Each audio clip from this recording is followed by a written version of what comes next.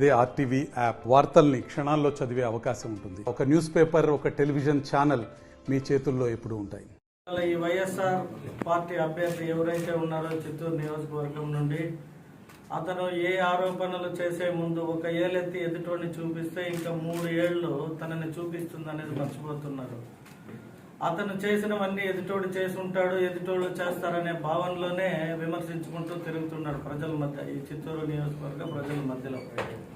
So ఇప్పుడే అన్నగారు చెప్పినట్టు ఎక్కడో పక్క నియోజకవర్గంలో పుట్టి మమ్మల్ని అందరినీ ఎక్కడో బెంగళూరు నుండి ఎలక్షన్ల కోసమే ఇవాళ వచ్చేసాము, ఎలక్షన్లు అయిపోతే ఈయన ఏదో గెలిచిపోయినాడు అనుకునే విధంగా 2 నెలలు అవ్వగానే టికానా సర్దేస్తారు, బట్టలు సర్దుకోపోతారు. అంటే సర్దబోయేది బట్టలు ఎవరు అనేది ఈ చిత్తూరు ప్రజలు రానున్న 2 నెలల్లో తేలిపోతుంది. నేను పదే విమర్శలకి సమాధానం చెప్పను, కానీ విమర్శించేవాడికి మేమేమనేది కూడా ప్రజలకు తెలియాలని ఒకే దానికి ఇవాళ ఈ ప్రెస్ మీట్ పెట్టి, అలాగే అన్నగారికి ఒక మంచి స్థానం కల్పించిన చంద్రబాబు నాయుడు గారికి కృతజ్ఞతలు తెలియజేయాలి. కాబట్టి విజయబాబు అన్న గారు 25 ఏళ్ల క్రితం నుండి నాకు ఈ పార్టీలో చాలా ఉత్సాహంగా యువకుడుగా అనేక పదవులు అలంకరించారు. ఇవాళ పదవి వచ్చింది కాబట్టి శివరాత్రి రోజు కలిసి విషెస్ చెప్పాలి అంటే వచ్చాడు. సో వారికి కూడా భగవంతుడు మంచి ఆరోగ్యం, ఐశ్వర్యం, అధికారం ఇంకా ఇవ్వాలని కోరుకుంటూ, అలాగే ఈ చిత్తూరు ప్రజలకి నేనేమనేది పదే చెప్పను, కానీ నేను పుట్టి పెరిగిందంతా కూడా ఇదే చిత్తూరు నియోజకవర్గము. మా తండ్రి గారు గురజాల చెన్నకేశవ నాయుడు గుడిపాల మండలంలో జన్మించారు, కోలావూరులో. నేను ఇక్కడే చిత్తూరు నియోజకవర్గంలో పుట్టి చదువుకునేదంతా Ramnagar colony kings English medium స్కూల్లోనే చదువుకున్నా.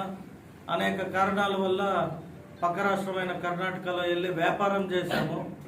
వ్యాపారం ఎలా చేశాము అనేది వెళ్ళిన రోజు నుండి నేను ఇన్కమ్ ట్యాక్స్ పే కూడా చేశాను. కర్ణాటక గవర్నమెంట్లో ఏ వ్యాపారం చేసినా ప్రతి ఒక్కటి లీగలైజ్డ్గా ఉంటుంది. సో నేను చేసిన వ్యాపారం కన్స్ట్రక్షన్ వ్యాపారం, రియల్ ఎస్టేటు.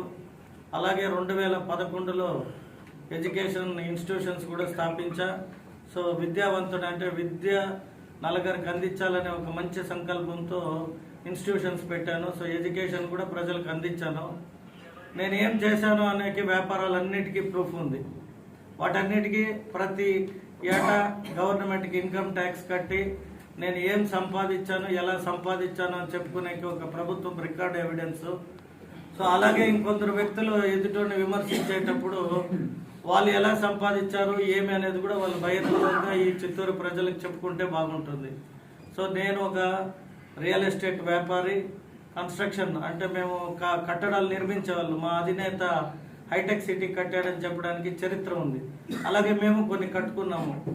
వైఎస్ఆర్ ప్రభుత్వ అధినేత కూల్చడం తప్పితే ఆయనకి ఏమీ తెలియదు. ప్రజావేదికని ఎలా 1, 2, 3 రాజధానులు అని చెప్పాడు. ఇప్పుడు కొత్తగా వైజాగే రాజధాని అంటున్నాడు. సో అటువంటి వ్యక్తిని ఆయన నియమించిన ఇక్కడున్న అభ్యర్థుల్ని నమ్ముకుంటే ప్రజలు మోసపోతారు. ప్రజలు మోసపోకూడదు కాబట్టే పదే చెప్తున్నా, అక్కడ చంద్రబాబు నాయుడు గారు ముఖ్యమంత్రి కావాలి. ఈ చిత్తూరు నియోజకవర్గానికి ప్రజలందరూ సైకిల్ గుర్తుకు ఓటేసి నన్ను అభ్యర్థిని గెలిపిస్తే ఈ నియోజకవర్గం బాగుపడుతుంది. చదువుకున్న వ్యక్తులుగా పదే ఆయన నేను ఏదో చేశాను, నేను అక్కడ సాఫ్ట్వేర్ టెక్ పార్క్ కట్టాను అన్నాడు. అది కూడా పక్క నియోజకవర్గంలో కట్టాడు. సో దాన్ని తీసుకుని వచ్చి చిత్తూరు నియోజకవర్గ యువతరానికి నేను ఉద్యోగాలు కల్పిస్తా, నేను ఉద్యోగాలు ఇస్తున్నా. ఎప్పుడో 4 నెలల క్రితం వచ్చారు, ఎప్పుడు వచ్చాము అనేది కాదు, మంచి ఏం చేస్తున్నాం అనేది ఇంపార్టెంట్. సో ఇవాళ ఆఖరిగా అంటే విమర్శలకు ప్రతి విమర్శలు అవసరం లేదని భావిస్తూ మేమేం చేయబోతున్నాము అనేది మా మేనిఫెస్టోలో, మా అధ్యక్షుడు ఇచ్చిన మేనిఫెస్టోని తీసుకుని ప్రజల ముందుకు వెళ్తాము. ప్రజలు మాకు ఇప్పటికే ఆల్రెడీ మేము 46 డివిజన్లు కూడా తిరగడం జరిగింది. రానున్న 2-3 రోజుల్లో మా ఎలక్షన్ క్యాంపెయిన్ కూడా ప్రారంభించుకోబోతున్నాం. ఈ ఒక్క చిత్తూరు నియోజకవర్గ ప్రజలను కోరేది ఏమంటే, ఇటువంటి వ్యక్తులు ఎట్లాంటి వారు అనేది మీరు కూడా కొంచెం గమనించి, ఏ రాజకీయ పార్టీకైనా అటు ఇటుగా ఉంటారు. సో మధ్యవర్తులుగా ఉన్న ఓటర్లందరూ కూడా ఆలోచించి తెలుగుదేశం పార్టీకేసి బలమైన విజయాన్ని చేకూర్చాలని వారిని ఈ శివరాత్రి నాడు కోరుకుంటూ సెలవు తీసుకుంటారు. నన్ను రాష్ట్ర తెలుగుదేశం పార్టీ కార్యనిర్వాహక కార్యదర్శిగా నియమించినటువంటి చంద్రబాబు నాయుడు గారికి, లోకేష్ బాబు గారికి, అచ్చెన్నాయుడు గారికి, నా హృదయపూర్వక వందనాలు తెలియజేసుకుంటున్నాను. ప్రధానంగా గత 20 సంవత్సరాల నుంచి చెన్నకేశవ నాయుడు గారు నాకు బాగా తెలుసును. ఆయన కుమారుడే గురజాల జగన్మోహన్ గారు. చెన్నకేశవ నాయుడు గారు ఒక వ్యవసాయదారుడు. అదేవిధంగా చిత్తూరులో వచ్చి పూల వ్యాపారం కూడా నాతో పాటు చేస్తూ ఉన్నాడు. ఆ రోజుల్లో తండ్రి కష్టాన్ని చూసి మనం ఏదో ఒక విధంగా ఆర్థికంగా బలంగా ఉండాలి అన్నటువంటి సదుద్దేశంతో బెంగళూరుకి వెళ్ళి రియల్ ఎస్టేట్ వ్యాపారం చేసి ఆర్థికంగా బలపడితే అందరూ ఇంకా డబ్బు సంపాదించాలనేటువంటి వ్యామోహంతో ఉంటారు. కానీ జగన్మోహన్ గారు తన సంపాదనలో కొంత ఈ ఏరియాలోని దేవాలయాలకైతేనేమి, సమాజ సేవకైతేనేమి, ఏదైనా ఆరోగ్యం బాగలేని వాళ్ళకైతేనేమి, స్కూళ్ళకైతేనేమి ఎంతో సేవ చేసినటువంటి వ్యక్తి. అటువంటి ఉన్నతమైన వ్యక్తిని ఈరోజు తెలుగుదేశం పార్టీ చిత్తూరు నియోజకవర్గ శాసనసభ అభ్యర్థిగా నియమించడం చాలా సంతోషదాయకం. కానీ పోటీ చేస్తున్నటువంటి వ్యక్తి ఒక సంఘ విద్రోహక శక్తి. అతనికి ఒక కొన్ని వివరంగా అడుగుతాము. అతను తండ్రి టైలర్, అతనేమో జీవితం ప్రారంభించింది ఒక లారీ క్లీనర్గా. ఇన్ని 100 కోట్లు ఎలా వచ్చింది, ఎక్కడి నుంచి సంపాదించారు? మా యొక్క సందేహాలు 3 ఉన్నాయి. ఒకటైతే క్లియర్ అయింది, రాజమండ్రిలో సెంట్రల్ జైల్లో అతను శిక్ష కూడా ఎర్రచందనం కేసు దాదాపు 6 కేసుల్లో శిక్ష కూడా అనిపించాడు. రెండోది, నువ్వు చెన్నై నుంచి ముంబైకి హెరాయిన్ తోలినావా లేదా?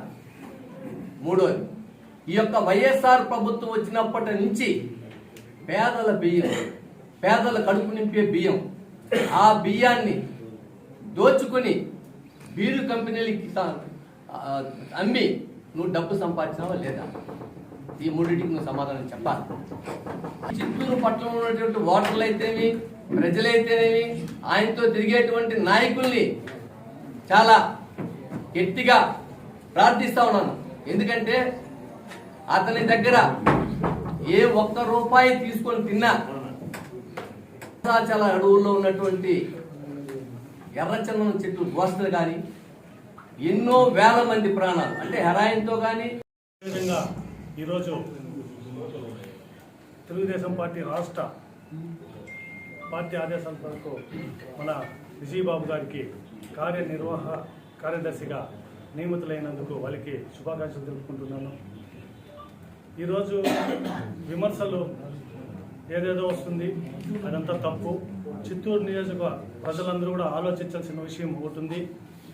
ఎవరు మంచి ఎవరు చెడ్డ ఆలోచించి మంచి నిర్ణయం తీసుకొని గురజాల జగన్మోహన్ నాయుడు గారికి ఓటు వేసి గెలిపిస్తే చిత్తూరు నియోజకవర్గం ప్రజలందరూ కూడా బాగుంటారు. ఇదే విధంగా మేము కూడా ముందుకు పోతున్నాము. ప్రజలే నిర్ణయిస్తారు. ఇంకో 2 నెలలు ఉంది ఎలక్షన్, 1.5 నెలే ఉంది. ఇంకొక 2 నెలల తర్వాత మేలో తెలుస్తుంది ఎవరు మంచి ఎవరు చెడ్డ.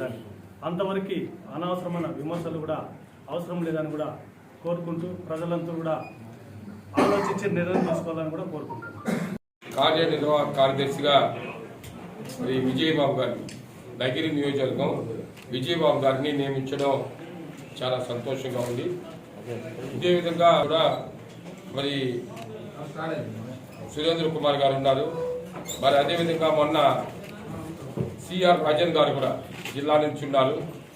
మరి రాష్ట్ర పార్టీలో 3 నుంచి 4 కూడా స్థానం కల్పించడం చాలా సంతోషంగా ఉంది.